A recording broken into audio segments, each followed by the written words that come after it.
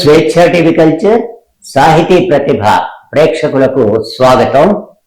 ప్రస్తుతం ముఖాముఖి కార్యక్రమంలో మన ముందు శక్తి ఉన్నాడు. స్వేచ్ఛ టీవీ కల్చర్ సాహితీ ప్రతిభ ఈనాటి ప్రగతిశీల భావ వీచిక. మా ఈ కార్యక్రమాలను లైక్ చేయండి, మీ మిత్రులకు షేర్ చేయండి, చందాదారులుగా చేరండి, చేర్పించండి. ప్రజాతంత్ర భావజాల వ్యాప్తికి మీ తోడ్పాటును అందించండి. మీ జీవనాడి. శక్తి నిజంగానే ఒక శక్తి. తెలంగాణ మారుమూల పల్లెల్లో ముఖ్యంగా ఒక సాంస్కృతిక రంగంలో యోధుడిగా నిలబడ్డవాడు ఒక కాలంలో. తెలంగాణలో వచ్చినటువంటి అటు గోదావరి జిల్లాల్లో కానీ వచ్చినటువంటి పోరాట కాలంలో ఈ పోరాటాలకు వెన్నుదన్నుగా సాంస్కృతిక రంగం నిలిచింది. అరుణోదయ సాహిత్య సంస్థ, అరుణోదయ సాంస్కృతిక సమాఖ్య. అరుణోదయ సాంస్కృతిక సమాఖ్య తీర్చిదిద్దినటువంటి కళాకారుల్లో శక్తి ప్రథముడు, ముఖ్యుడు. అట్లా తాను కవిత సృజన చేశాడు. గీతాలు, అనేకమైనటువంటి గీతాలు, ప్రముఖమైనటువంటి గీతాలు అల్లాడు. అనేక వేదికల మీద ఉభయ రాష్ట్రాల్లో, తెలుగు రాష్ట్రాల్లో, అటు ఆంధ్ర ఇటు తెలంగాణ ప్రాంతాల్లోనే ఉభయ రాష్ట్రాల్లో అనేక వేదికల మీద ఆయన ప్రదర్శనలు ఇచ్చాడు, కళా ప్రదర్శనలు. విప్లవ సాంస్కృతికోద్యమంలో ఆనాడు ఉన్నటువంటి ముఖ్యుల్లో గణనీయమైనటువంటి పాత్ర పోషించిన వాడు శక్తి. అటువంటి శక్తి మన ముందున్నాడు. శక్తి, నీకు స్వాగతం. పుట్టుక, బాల్యం, అలాగే బాల్యంలో నీ మీద ముద్ర వేసినటువంటి వ్యక్తులు కావచ్చు, సంఘటనలు కావచ్చు, వాటిని గురించి క్లుప్తంగా. పుట్టింది ఆదివాసీ ప్రాంతం సార్. పెరిగిందంతా చాలా ప్రాంతాల్లో సంవత్సరానికి ఒక స్కూల్లో చదివాను, అమ్మ టీచర్ ఉద్యోగం వల్ల. కాటూరు గ్రామంలో మొదటిసారి కమ్యూనిస్టు 48 ప్రాంతంలో గాంధీ విగ్రహం ముందు కొంతమంది స్త్రీలను నగ్నంగా నిలబెట్టి గాంధీకి జై అని చెప్పి కాటూరు గ్రామంలో చదివాను ఒక సంవత్సరం పాటు నేను. అక్కడ ప్రభావం. అదేవిధంగా మా మామయ్య మేనమామ వాళ్ళది చింతకాని గ్రామం. అక్కడ చేసినప్పుడు ఆ చింతకాని వచ్చినప్పుడు ఆ చింతకానిలో విన్న తెలంగాణ సాహిత్య పోరాట స్మృతులు, పాటలు, అవి చాలా ప్రభావం చూపించినాయి. అప్పట్లోనే తాలెల్లెలియలు శివతాలెల్లెలియలు అమ్మ తల్లి అయి బిడ్డలుండగా ఆలు మగలు మరి ఏడ్చుచుండగా పటేలు చేలో పనికి రమ్మని పట్టుకుపోతాడు తాలేలియలు శివతాలేలియలో. అది అలాంటి పాటలు మా ఆదివాసీ ప్రాంతంలో విన్న జానపద గేయాలు. బుట్టగూడమ్మన బావ సైకిల్ ఎక్కినాడే నాగమల్లి దారిలో, ఆ సైకిల్ ఎందాక కూనారందాక నాగమల్లి దారిలో, ఆ సైకిల్ ఎందాక భద్రాచలం దాకా నాగమల్లి దారిలో. యాక్చువల్గా నా జీవితాన్ని ప్రతిబింబించి జానపద గేయం ఇది, బుట్టగూడెం నుంచి భద్రాచలం దాకా. అయితే అట్లా జానపద కళా జీవితాన్ని ప్రారంభమైంది నేను.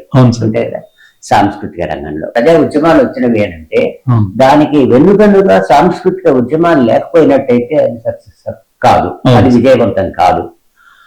అట్లా వచ్చినటువంటి మొట్టమొదటి కాలంలో, అంటే నువ్వు నాకు తెలిసినంత వరకు నువ్వు విద్యార్థి దశ నుంచి నాకు పరిచయం. విద్యార్థి దశలోనే నీ మీద ఈ ప్రభావాలు ఉన్నాయి. అప్పుడే మొదటిసారిగా పాటలు కూడా మొదలైనాయి. వాటిని విద్యార్థి దశలో మొదటి రకంగా నా పాటను ప్రింట్ చేసింది మీరే సార్. ప్రస్థానం పత్రిక అని చెప్పి అప్పుడు ఖమ్మం నుంచి నడిపేవాళ్ళు. దాంట్లో నా ప్రింట్ అయిన పాట కట్టు కట్టు బండి, కాడెడ్లా బండి, జోడెడ్లా బండి, రెండెడ్లా బండి, బండికే పిల్లో చిన్నదాన, దండిగా నడిపే పిల్లో చిన్నదాన.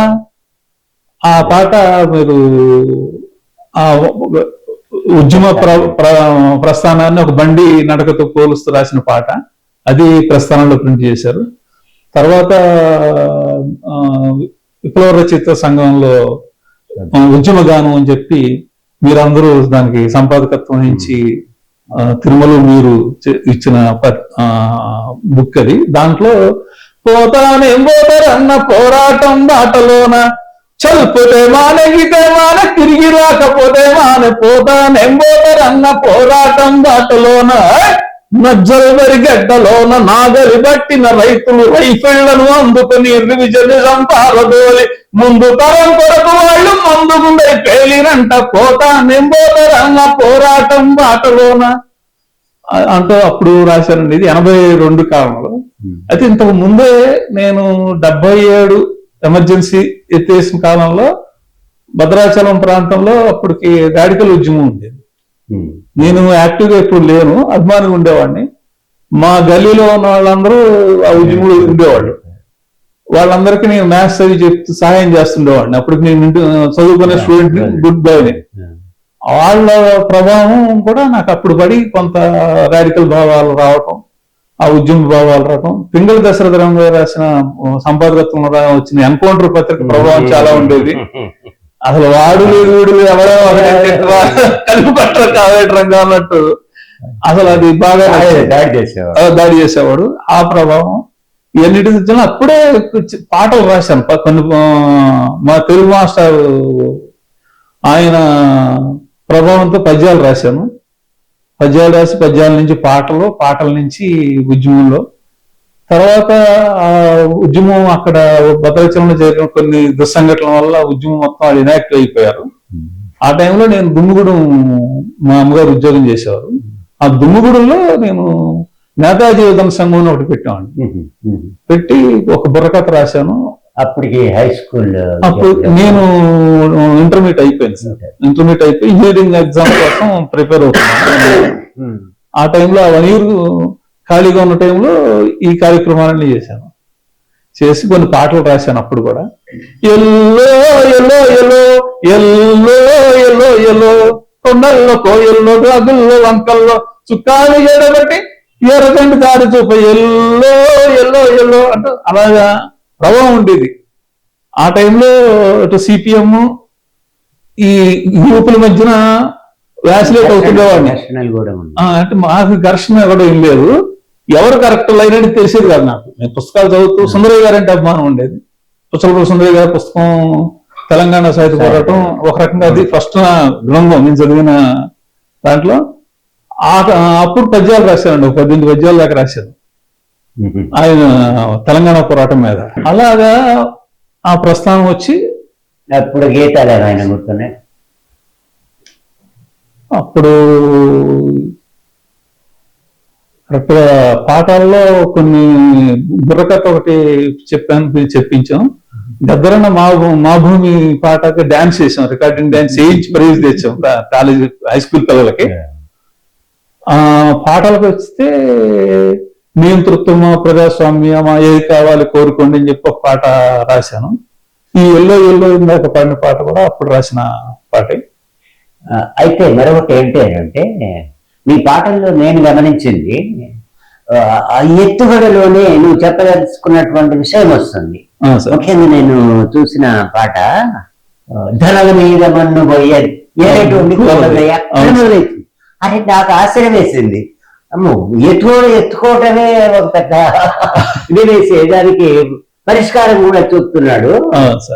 ఇది ఒకటి అది కొంచెం అక్కుళ్ళు కొనబోతే ఎక్కిళ్ళు వచ్చాయి, మసూరు కొనబోతే మంటెత్తిపోతుంది, ముక్కలు ఏమైనా తక్కువ ధర లేదు, తిండి గింజల రేటు నా కూలన్నా మండిపోతున్నది నా కూలన్నా, ధరల మీద మన్ను పోయ ఎలేటోన్ని కూలదొయ్య, ధరల మీద మన్ను పోయ ఎలేటోన్ని కూలదొయ్య, ఈ ధరల రాజ్యంలో నా కూలన్నా ధరలేమో తగ్గవాయవో నా కూలన్నా. ఎందుకంటే అప్పటికి గద్దరన్న వీళ్ళందరూ చాలా పాటలు రాశారు ధరల మీద. ఇంకొకటి అంటే ఇమ్మీడియట్ గా అది క్యాచీగా ఉంటుంది, ఎందుకంటే ఒకసారి ధరలు పెరిగినవి అనేటటువంటి దాన్ని ఎంత బలంగా చెప్తున్నావో అంతే బలంగా దాని పరిష్కారం వచ్చేస్తుంది ఇమ్మీడియట్ లైన్ లో. ఏం చేయాలి, ధరలు పెరిగినవి అని అంటే ఏం వాడిని కోదయ్యి అనేటటువంటి సెకండ్ లైన్ లోనే వచ్చేసింది. అట్లనే మరొక పాట నన్ను బాగా ఆకర్షించింది, ఓహో రైతన్న ఓహో కూరన్న నేలని ఏలాలి లేవరా రైతన్న. ఇది కూడా అంతే, రైతుని అనే నువ్వు సంబోధించినప్పుడు ఇమీడియట్ ఏమిటి అని అంటే అది మనం చెప్పేటటువంటిది కూడా రైతాంగ ఉద్యమాల్లో భూమి అనేటటువంటి కీలకమైనటువంటి అంశం కదా, దాని చుట్టూనే తిరుగుతూ ఉంటుంది. ఆ భూమిని గురించి సమస్య ప్రధానమైంది కాబట్టి ఓహో రైతన్న ఓహో కూలన్న నేలనే ఏలాలి లేవరా రైతన్న అట్లా మొదలైంది ఆ పాట. ఒక్క చరణం. పిల్ల కాలువలన్నీ ఒళ్ళంతా తడపగా ఏపు గెరిగిన చేను వయ్యాల మొలకగా పైరు గాలికి ఊగి నాట్యాలు చెయ్యగా కనులు కాంతులు చిన్ని భాష్పాలు రాల్చగా ఉయ్యాల పాటల్లో హల్ల తేలుతూ ఉప్పొంగి నీ మనసు గొబ్బెమ్మలాడగా ఓహో రైతన్న ఓహో రైతన్న నేలనే ఏలాలి లేవరా రైతన్న. ఇది నాగన్న గొంతులో ఒక అమృతగానం అద్భుతంగా పాడి దాన్ని చాలా ముందుకు తీసుకెళ్ళి, అంటే నన్నే కాదు చాలా మందిని ఆకర్షించినటువంటి ఆ పాటలు. మరొకటి కూడా నువ్వు విద్యార్థి దశలో ఉన్నటువంటి రోజుల్లో నేను అనుకుంటా రాసింది, ఈ విద్యార్థుల మీద విద్యార్థి ఉద్యమాల మీద వచ్చిన పాటలు చాలా తక్కువగా ఉండేవి. యువజనుల మీద మాత్రం అప్పటికే చర్బండరాజు వచ్చి అది గుర్తుంది కదా. దానితో చూసినట్టయితే విద్యార్థులు మేరే వేరే అని మొదలైంది. అది నిజానికి విద్యార్థి ఉద్యమానికి అది ఒక కాంట్రిబ్యూషన్ అనేది అంతే కదా. అది ఒకటి రెండు చరణాలు. అలాగే అది యాక్చువల్ గా పిడిఎస్సి మహాసభల సందర్భంగా రంగన్న కోటి రంగారావు రాయమని అడిగాడు. దానికి ఎలా రాయాలా అనుకుంటున్నప్పుడు పి ప్రసాద్ మన పుల్లన్న ఐఎఫ్టి నాయకుడు పుల్లయ్య ఆ అన్న క్లాసు విన్నాను. ఆ క్లాసు విన్నాక కూర్చొని శ్రద్ధగా మొత్తం నోట్స్ రాసుకున్నాను. కలపాల సూర్యప్రకాష్ రావు గారి విప్లవ భారతం అనే ఒక పుస్తకం మిత్రుడు సాగర్ ఇచ్చాడు. అవన్నీ చదివాక ప్రధానంగా పుల్లన్న క్లాసు ఎలా రాయాలనే దానికి ఒక వ్యూహం వచ్చింది. అప్పుడు రాసిన మాట, విద్యార్థుల రక్తము చిందని పోరే లేదు, విద్యార్థుల త్యాగము రాయని చరితే లేదు, పోటెత్తిన లెత్తుటేరు కెరటాలయ్యగిసే మన విద్యార్థుల సాహసము చవి చూడని నేల లేదు, విద్యార్థులు మీరే నవ సమాజ స్థాపనలో నడిచే యోధులు మీరే, విద్యార్థులు మీరే. బెంగాలు ఐక్యతకై పొంగిన వెల్లువలో అనుశీలన సమితి పెట్టి ఆలోచన రేపి బ్రిటిషోడి విస్తరును హస్తినకు మార్పించ నడి బజారులలో కాల్చి బేజారెత్తించిన ఎక్కు పెట్టి నాకు పాకి మన ప్రపుల్ల చాకి మదనాలు కుదిరాము సవర్కారులు మీరే, విద్యార్థులు మీరే నవ సమాజ స్థాపనలో నడిచే యోధులు మీరే, విద్యార్థులు మీరే. శత్రు బలహీనతపై చావు దెబ్బ తీయాలని ప్రపంచ యుద్ధంలోనే ప్రభుత్వాన్ని కూల్చాలని పుస్తకాలు వదిలిపెట్టి పిస్తోలు చేతబట్టి సముద్రాల సరిహద్దులు నావలలో అధిగమించి శరవని దూకిన కర్తార్ సింగ్ శరవలు గడగడగడలాడించిన గదరు వీరులు మీరే, విద్యార్థులు మీరే. అద్భుతమైన పాట అది నిజానికి. అది మళ్ళీ విద్యార్థి ఉద్యమాల మీద అంత బలమైనటువంటి పాట రాలేదేమో, నాకు అయితే కనిపించలేదు. మరి నేనేమైనా మిస్ అవ్వచ్చు, కానీ నాకు ఇంత బలమైనటువంటివి వ్యక్తీకరణతో వచ్చినటువంటి పాట. అది ఉద్యమాన్ని, ఈ ఉద్యమ నేపథ్యాన్ని ఇచ్చుకుంటూ వచ్చు. స్వాతంత్ర పోరాటం, అంతకుముందు భగత్ సింగ్ వాళ్ళు చేసినటువంటి ఉద్యమాలు, వీటి ప్రభావం, అట్లనే గదర్ వీరులు జరిపినటువంటి ఆ పోరాటం, ఇవన్నీ నేపథ్యంగా తీసుకున్నది. అది ఒకటి. అట్లనే నాకు అప్పటికి ఏదో ఒక సినిమాలో సినారే ఒక పాట రాశాడు శిల్పుల మీద. అవును సార్, ఈ నెలలోనే రాలేదు, ఏ కన్నులు తాగాను, ఈ మండల మాటన ఏ గుండెలు తాగాను అనేటటువంటి చక్కటి శిల్పుల మీద వీటి మీద రాశాడు. కానీ అది వచ్చిన తర్వాత దాని ప్రభావం బాగానే ఉండేది. కానీ తర్వాత ఒక అద్భుతమైనటువంటి పాట వచ్చింది మీది. అవును సార్, ఈ శిల్పులు ఎవరు. ఇప్పటికి కూడా ఈ మధ్య ఏంటి అంటే, నేను స్పెషల్ ప్రోగ్రామ్ పెట్టినప్పుడు ఒక ఆయన ఎంచుకున్నాడు, ఈ పాట నేను పాడతాను అని వేరే సందర్భంలో. అంతగా ఆకర్షించినటువంటిది ఈ శిల్పులు ఎవరు. తులనాత్మకంగా అధ్యయనం చేయటం అనేది కాదులే గాని, ఎందుకో సినారియో పాట కంటే కూడా పవర్ఫుల్ గా వ్యక్తీకరణ ఇక్కడ అనిపించింది. ఈ శిల్పులు ఎవరు అంటే దీనికి కూడా ఏంటి అంటే, మనం అందమైనటువంటి వెనుక ఉన్నటువంటి తాజ్మహల్ నిర్మాణానికి రాళ్ళెత్తిన కూలీలు ఎవరు అని అంటారు శ్రీశ్రీ. అంటే దాని వెనుక ఉన్నటువంటి శ్రామికుల హస్తాన్ని ప్రధానం చేసుకుని రాసింది ఈ శిల్పులు. అది చాలా చక్కటి పాట, అనేక మందిని ఆకర్షించింది ఆ పాట. ఈ శిల్పులెవ్వరో, ఈ కూలీలెవ్వరో, పేరులేనోళ్ళు ఘనకీర్తి గలవాళ్ళు.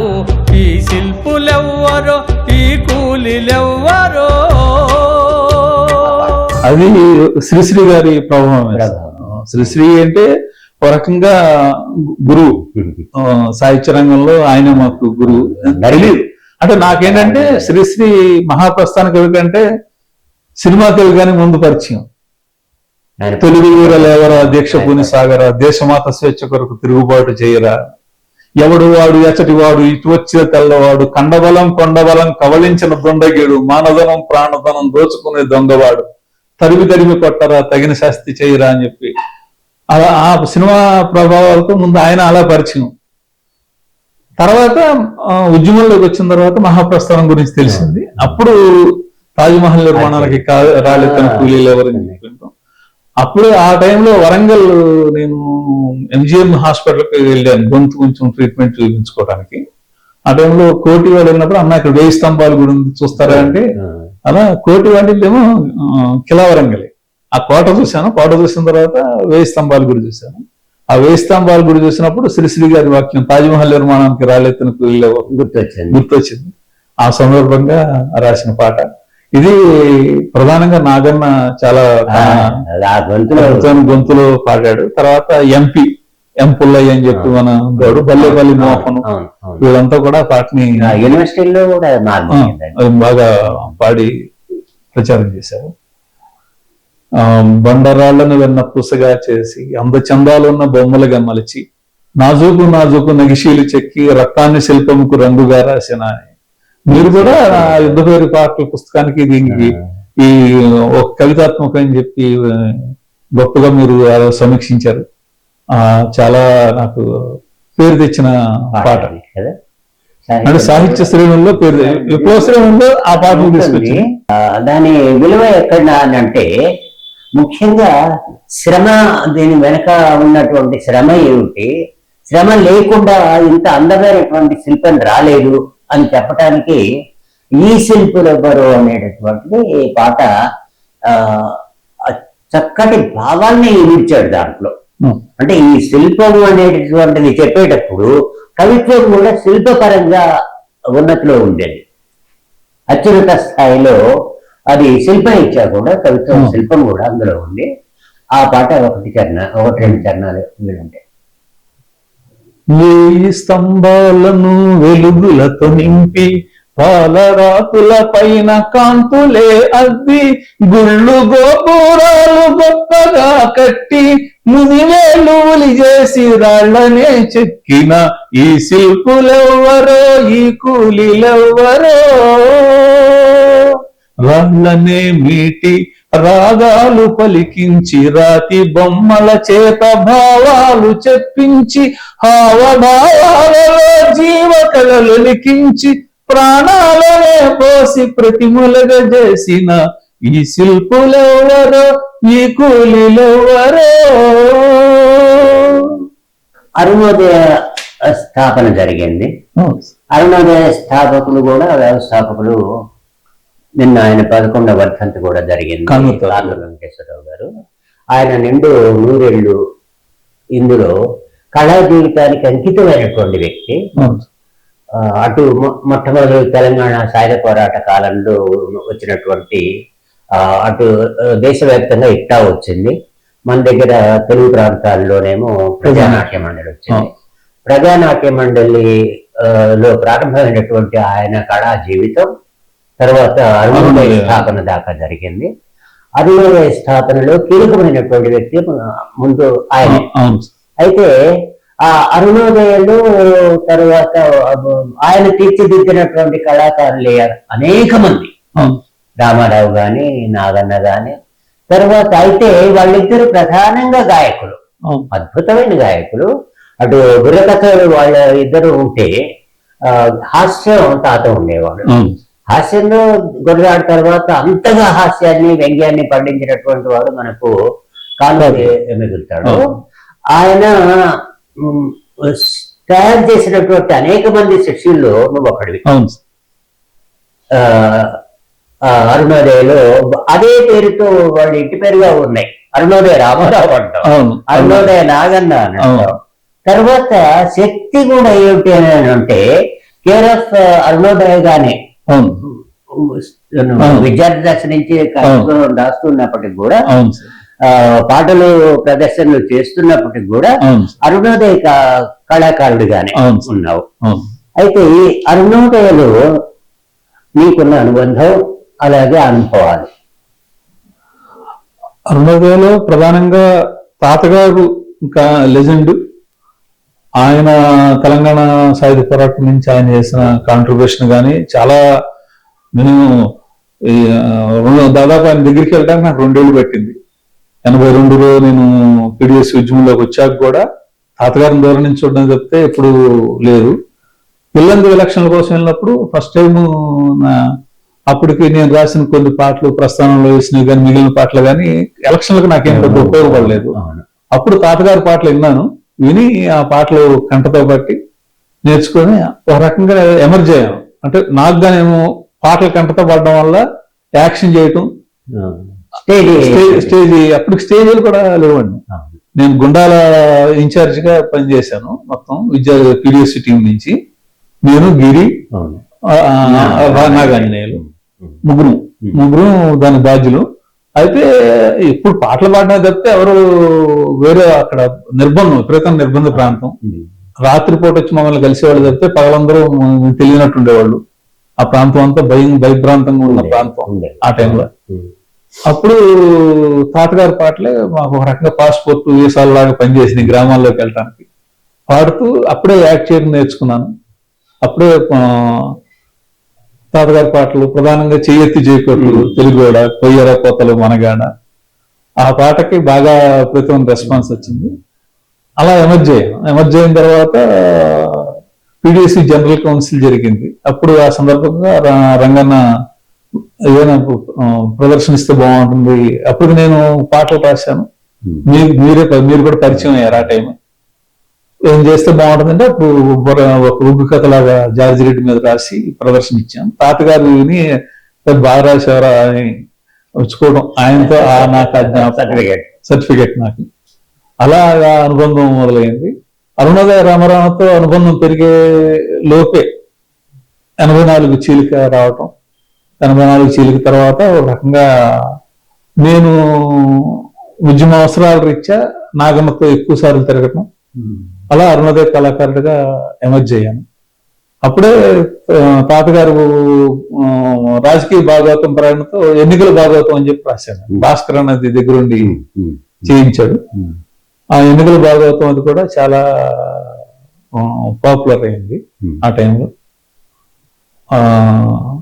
ఆ టైంలో రాసిన రాజకీయ గీతాలు కానీ మీరు చెప్పిన ధరల పాటలు ఇవన్నీ దాదాపు వీటన్నిటిలోకి ప్రధానంగా నాకు బాగా గుర్తింపు తెచ్చిన పాట హాస్టల్ పాట ఒకటి.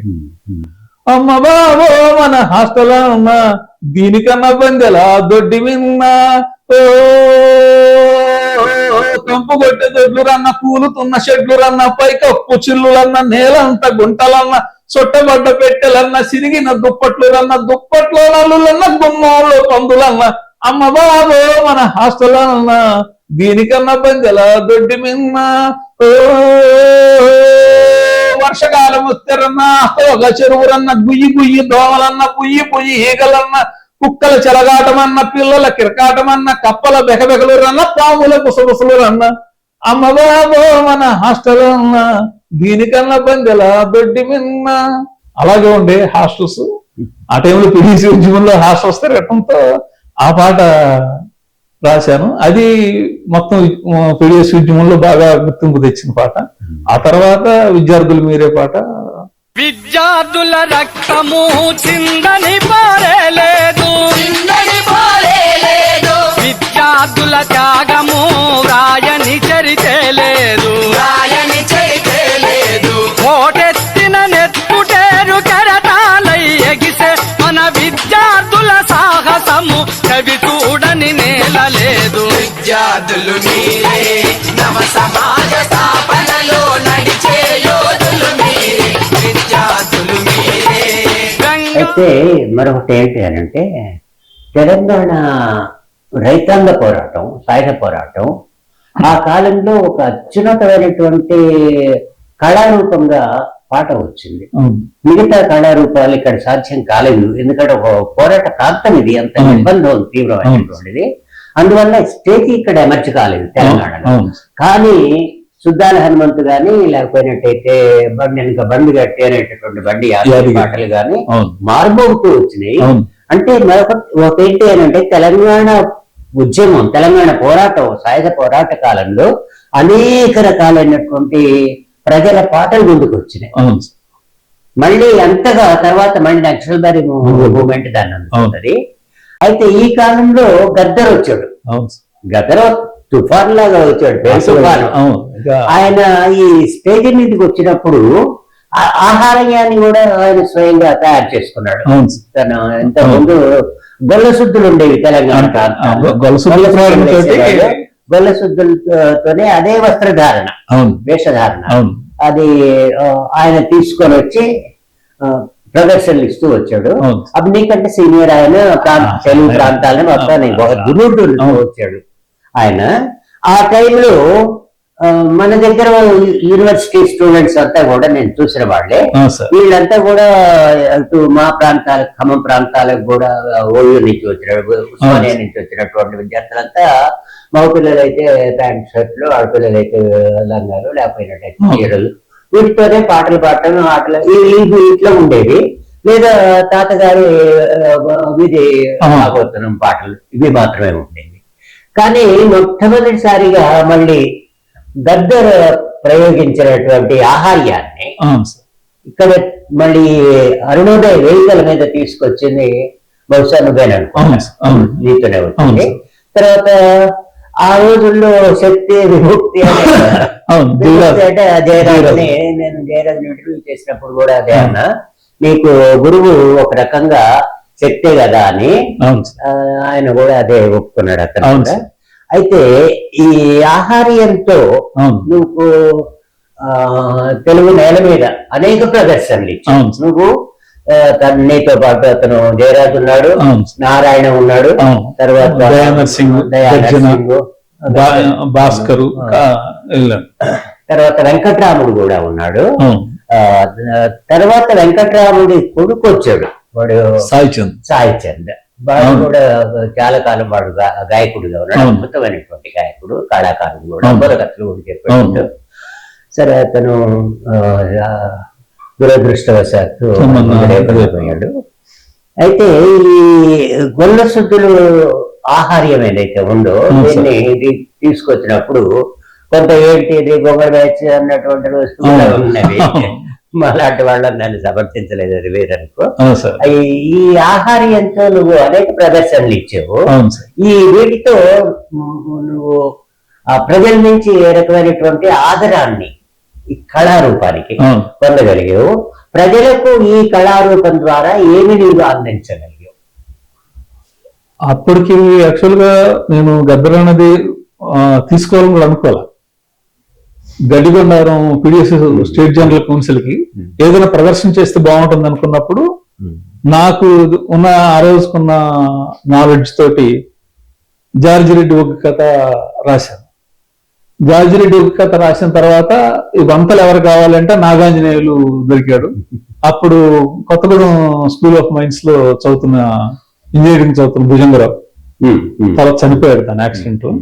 భుజంగరావు ముగ్గురం కలిపి ఒగ్గు కథ ఇచ్చాం. ఆ ఒగ్గు కథ కోసం గొంగళి అది అప్పటి వరకు మరి పాణిగ్రాహి ఒగ్గు కథ మీద ఏమైనా నీకు అవగాహన ఉండేదా? లేదండి, అప్పుడు తెలియదు. జముకుల కథ చెప్తారని తెలుసు కానీ జముకుల కథ జముక వాయించడం తెట్లపాడు సుబ్బారావు ఉండేవాడు, అరుణోదయ కళాకారు, తను తెలుసు. అప్పుడు తను కూడా చిన్నపిల్లవాడు అప్పటికి. అప్పుడప్పుడే పరిచయం అయ్యాడు. కానీ జముకుల నాలెడ్జ్ లేదు నాకు. జముకుల కథ మీద అనుభవం కానీ నాలెడ్జ్ కానీ లేదు. ఈ ఒగ్గు కథ మనం చేయాలని చెప్పి అది కూడా గద్దరన్ ఇన్స్పిరేషన్. అప్పుడు గద్దరన్ ఇమిడియేట్ చేస్తామని కూడా అనుకోలేదు. జార్జి రెడ్డి ఒగ్గు కథ ప్రదర్శన ఇద్దామని చెప్పి ఇచ్చేసాం. ప్రదర్శన ఇచ్చిన తర్వాత ఇది కంటిన్యూ చేస్తే బాగుంటుంది కదా, మనం ప్యాంటు షర్ట్లతో పాటు జనానికి అట్రాక్టివ్ గా ఉంటుంది అనుకున్నాం. అది అనుకోని బాగా ఆకర్షించింది. అది ఎంత అయిపోయిందంటే అండి, సారా వ్యతిరేక ఉద్యమం మాధవరెడ్డి గారు నడిపారు. అప్పుడు మాధవరెడ్డి గారి నాయకత్వంలో చాలా పెద్ద ఎత్తున నిర్బంధం కూడా ఉండేది ఖమ్మంలో నడిపినప్పుడు. అప్పుడు ఒక పాట రాశాను. నిలబడు నిలబడు కూలన్నా నీ అంట నేనొస్తా కూలన్నా, దొంగాడి వేసుకొని కూలన్నా, గుట్ట గుట్ట తిరిగేటోడ కూలన్నా, బిర్లాను మేకటోడ కూలన్నా అని ఆ పాట అలా పాడుతూ ప్రోగ్రామ్ ఇచ్చాను. ప్రోగ్రామ్ అయిపోయింది. ఆ రోజు రాత్రి ఒక అన్న ఇంటికి తీసుకుని వెళ్ళాడు. అందరూ తల ఒక ఇంటికి వెళ్ళి భోజనం చేసేవాడు. ఒక అన్న ఇంటికి తీసుకుని కూడా తెలంగాణ పోరాటం జరిగేది. కళాకారులు వచ్చారు అంటే దాదాపు, ఎందుకంటే తెలంగాణలో ఒక్కడికి అన్నం పెట్టగలిగే స్థితి ఉన్న ప్రజలు కాదు కదా. తలా ఒక ముద్ద దూరే పట్టుకొని కళాకారులు పోయి తలా ఒక ముద్ద తీసుకొని అట్లా వాళ్ళ అన్నం మనం తిన్నాము అనేటటువంటితో ఉండేది. అట్లా మన వాళ్ళు కూడా తర్వాత ఈ కళాకారులు విద్యార్థులు ఊళ్ళలో గ్రామాల్లోకి తరలి వెళ్ళండి అనేటటువంటి నినాదంతో వెళ్ళిన విద్యార్థులు కూడా ఒకరోజు ఒక ఇంట్లోనూ ఒక విద్యార్థి ఒక ఇంటి, ఇంకోటి ఇంకో ఇంటి, ఇట్లా పోయి భోజనం చేసి వస్తూ ఉండేవాడు. అలా నన్ను ఒక అన్న తీసుకుని వెళ్ళాడు. తీసుకుని వెళ్ళి వెళ్ళగానే ఇంత అసలు పెరిగేసి పెట్టాడు. అదే తెలంగాణలో ఇలా పెరిగేసి పెట్టడం అనేది అప్పటికి చూడాలి. ఏంటి అంటే గొల్ల కుటుంబం అది. అన్నకి ఇంత మీసాలు ఉంది. నేను ఆ స్టేజ్ మీద అప్పుడు గుర్తొచ్చింది. ఈ స్టేజ్ మీద పడినప్పుడు బుర్రమే సమంతా ఉన్నా కూలన్నా, నువ్వు జర్రపవరు చూపరాదే కూలన్నా అన్నప్పుడు ఎన్న తెగనవేడు. అది గుర్తొచ్చింది. ఓహో అన్న అందుకనే అని. తర్వాత నేను నైట్ పడుకున్నప్పుడు ఏంటంటే లుంగి కట్టుకుని మన గొల్ల పంచి అలా గుంచుకున్నాను. అన్న తింటుంటే అలా భుజం మీద పెట్టి, మనలో ఎవరు ఇంత ఎదగలేదు అన్న, నువ్వు మనం 5 నెలలు పెట్టు అన్నాడు. అంటే ఏంటంటే అన్న నేను గొల్ల మన గొల్ల నుంచి వచ్చావు నువ్వు అన్న అనేది నాకు నిజంగా ఎంతో సంతోషం అనిపించిందో. నన్ను లీనం చేసుకున్నా. యాక్చువల్గా మనకు దీనికి ఒక థియరీ ఉంటుంది, సస్పెన్షన్ ఆఫ్ డిస్బిలీఫ్ అంటాం కళారంగంలో. వేషం వేసిన వాడు ఆ వేషగాడు కాదు, కృష్ణుడు వేషం వేసినాడు కృష్ణుడు కాదు అని తెలుసు, అయినా కృష్ణుడే అనుకోవటం. అది ఎన్టీ రామారావు గారికి గుర్తించింది. అలా కళాకారులందరూ అలా చూస్తారు. అలా అనిపించింది నాకు, అంత సంతోషం అనిపించింది. కరెక్ట్ గా అన్నం తిన్నాను. తర్వాత గొల్ల బస్తీలోని గొల్లవాళ్ళనే ప్రోగ్రామ్ పెట్టాము. ప్రోగ్రామ్ పెట్టినప్పుడు గజ్జులు అన్న నేను కట్టుకుంటా అన్నాడు ఒక కుర్రాడు. ఆ గజ్జులు కుట్టుకున్నాడు. సుబ్బులేటి దొరల ఊరు. ఆ ప్రదర్శనిస్తున్నాం పోలీసు రేడు. నన్ను అందరూ ఎంట పడుతూ ఉన్నారు. నేను ఆ గజ్జులు లేకపోవడం నేను దొరకలేదు. ఆ గజ్జలకు కట్టిన కుర్రాడు పట్టుకుపోయారు. ఆ రాత్రి తప్పించుకొని మళ్ళగా పిండిపోయి చేరుకొని అలా ఖమ్మం చేరుకున్నాం. అంటే ఒక అరుణోదయాలు అదొక సారా వ్యతిరేక పోరాటం. తర్వాత మాధవరెడ్డి గారిని విపరీతంగా టార్చర్ చేశారు ఆ ఉద్యమాలు అరెస్ట్ చేసి. ఆ ఉద్యమాలు ఆనాడు మాధవరెడ్డి గారు చేసిన మరో గొప్ప ఉద్యమం మిర్చి రైతుల పోరాటం. మయూరి సెంటర్ లో మిరపకాయలు తగలబెట్టి అప్పుడు మిర్చిని వేసి ఖర్చులు రాక కాయల పడ్డ పేద రైతులు, నెత్తురు పోసి పత్తిని పెంచి దివాలా తీసిన పల్లె రైతులు, చావోలేవో తెలుసుకోమని సవాలు చేసి పిలిచిన సంఘం, పోరాడే సంఘం ఊరన్న అని ఇప్పుడు రైతు కూలి సంఘం మీద రాసినప్పుడు ఇవన్నీ కూడా ప్రభావం పనిచేసింది. మొన్న నాగేశ్వరరావు చేసిన గొప్ప పోరాటం అమ్యూజ్మెంట్ పార్క్ వ్యతిరేకంగా చేసిన గొప్ప ఉద్యమం, గొప్ప మిలిటెంట్ ఉద్యమం, పీఓఎల్ ఆ రోజున చేసిన ఉద్యమం. అప్పుడు కూడా పీఓఎల్ కోసం ఒక పాట రాశాను. చెప్పులు నాకే బతుకులు వద్దు చీమునెత్తురు లేదా మనకు ఒక్కసారే చావు అన్నది కుక్కలాగా బతకద్దు లేండి దండోలే కదలండి మన పీవైఎల్ పిలుస్తుంది జెండాలే బట్టండి.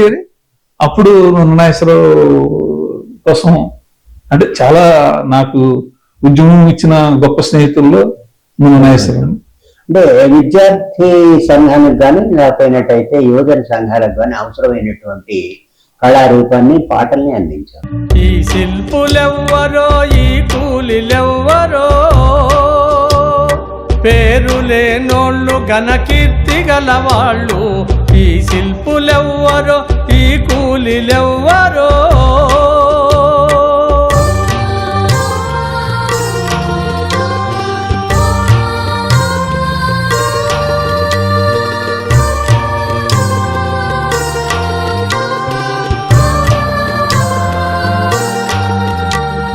అజంతా ఎల్లోరా అమరావతి చూడు, ఓరుగల్లు హంపి విజయనగరం చూడు, మోహంజదారో హరప్ప చూడు, ఏదేది చూచిన తోచేది ఒక్కటే. ఈ శిల్పులెవ్వరో ఈ కూలిలెవ్వరో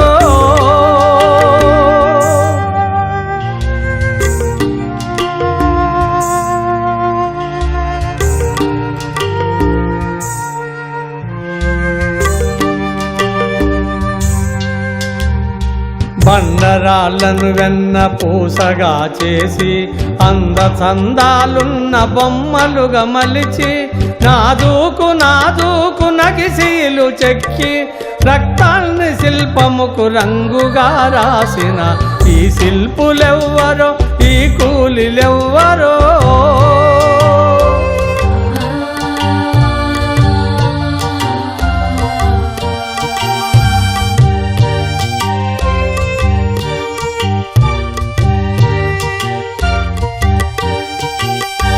రాళ్ళనే మీటి రాగాలు పలికించి రాతి బొమ్మల చేత భావాలు చెప్పించి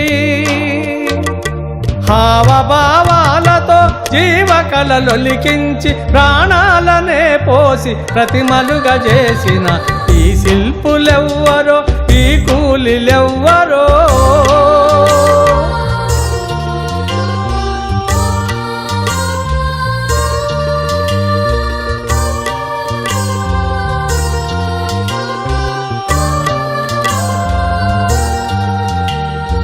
వేయి స్తంభాలను వెలుగులతో నింపి పాలరాతుల పైన కాంతులే అద్ది గుళ్ళు గోపురాలు గొప్పగా గట్టి మునివేళ్ళు ఉలి చేసి రాళ్ళనే చెక్కిన ఈ శిల్పులెవ్వరో ఈ కూలిలెవ్వరో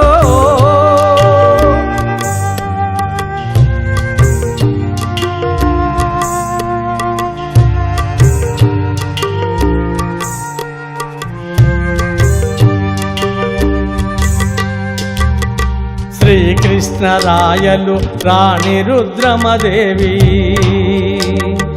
ఏ రాజు ఏ రాణి ఎవరు కట్టించినా కీర్తి రక్షణ కొరకు కోటలను కడితే ఖండకోసి కోట రాళ్ళుగా పేర్చిన ఈ ఈ శిల్పులెవ్వరో ఈ కూలిలెవ్వరో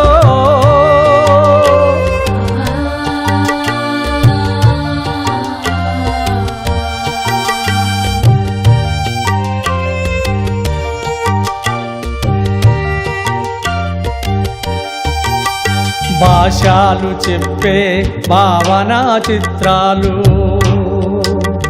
వెనక చరితను చాటు వెలలేని రత్నాలు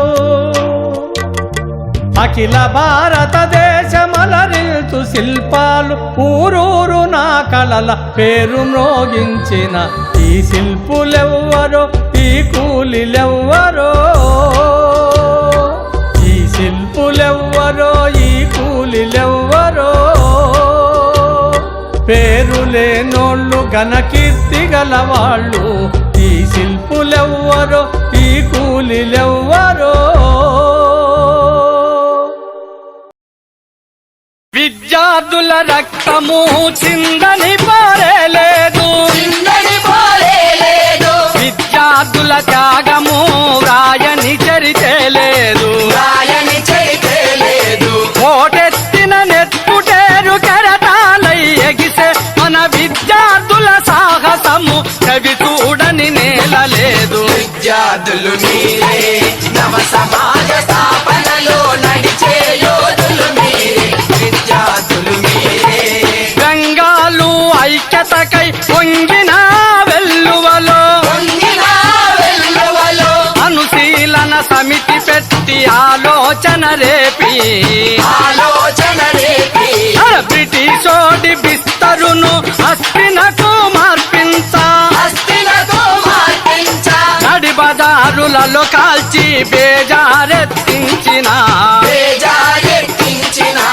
ఎక్కు పెట్టిన తుపాకి మన ప్రఫుల్ల చాకి మదన్లాలు కుదిరాము సవర్గారులు మీరే విద్యార్థులు మీరే నవ సమాజ స్థాపనలో నడిచే యోధులు మీరే విద్యార్థులు మీరే శత్రువు బలహీనతపై సావు దెబ్బతీయాలని ప్రపంచ యుద్ధములోనే ప్రభుత్వాన్ని కూల్చాలని పుస్తకాలు వదిలిపెట్టి పిస్తోళ్ళు చేతబట్టి సముద్రాల సరిహద్దులు నావలలో అధిగమించి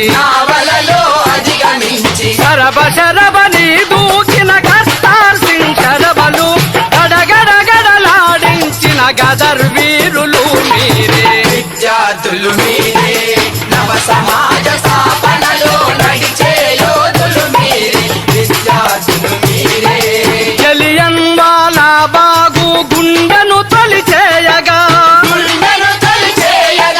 చిందిన నెత్తుటి దాడలో శబదం చేబూనగా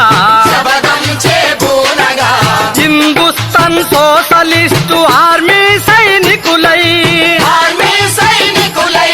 భరతమాత నడిబొట్టున లేచిన బెబ్బులులై పంజాలెత్తిన ఆగదు రాజ గురువు సుఖదేవు భగత్ నిదరోయే గిరిజనులు ఆయుధాలు గుంజుకొని ఆంగ్లేయుల తరమాలని చింతపల్లి చిట్గాంగు దాడి చేసి దోచుకున్నా తుఫానులై చెలరేగిన అల్లూరి సూర్యసేన ఆదర్శపు బాటలో నాడుగులు వేయాలి మీరే విద్యార్థులు మీరే నవ సమాజ స్థాపనలో నడిచే యోధులు మీరే విద్యార్థులు మీరే నైజాము రజాకార్ల గంగ మిల్ట్రీ మూకల గదిమిన ధీరుడు మాధవరెడ్డి తిరుగుబాటు జెండెత్తిన సూర్యుడు తిరుమల రెడ్డి భూమి ముక్తి కొరకు సాగిన తెలంగాణ సాయుధ పోరాటంలో చేతులు కలిపింది మీరే విద్యార్థులు మీరే నవ సమాజ స్థాపనలో నడిచే యోధులు మీరే విద్యార్థులు మీరే నక్సల్బరి పిలుపు విని నిలువెల్లా ఉడికిపోతూ శ్రీకాకుళం చేరుకున్న చాగంటి మల్లి బాల చాగంటి మల్లి బాల పడావైన బంజరులో కురిసిన తొలకరికి కురిసిన తొలకరికి తెలంగాణ చాళ్ళల్లో తిరిగి మొలిచిన బత్తుల తిరిగి మొలిచిన భక్తుల జాతిరెడ్డి దంపాల అమరులైన బాట నడిచి గోదావరి లోయ పోరు ముందున నడవాలి మీరే. విద్యార్థులు మీరే నవ సమాజ స్థాపనలో నడిచే యోధులు మీరే విద్యార్థులు మీరే ప్రజాపోరు సముద్రాన పెళ్ళుబికే పొంగు మీరే. వెల్లువికే బొంగు మీరే పోరాటపు మరపిరంగినంటించే మందు మీరే. అంటించే మందు మీరే తరతరాల అన్యాయపు దోపిడిని ఎదిరించా దోపిడిని ఎదిరించా నర నరాన ఉత్తేజం నింపుకున్నది మీరే. నింపుకున్నది మీరే కార్మిక కరిషక వీరుల బాటలోన నడుస్తూ సమాజంలో ఈ దోపిడి సమాధి కట్టాలి మీరే. విద్యార్థులు మీరే నవ సమాజ స్థాపనలో నడిచే యోధులు మీరే విద్యార్థులు మీ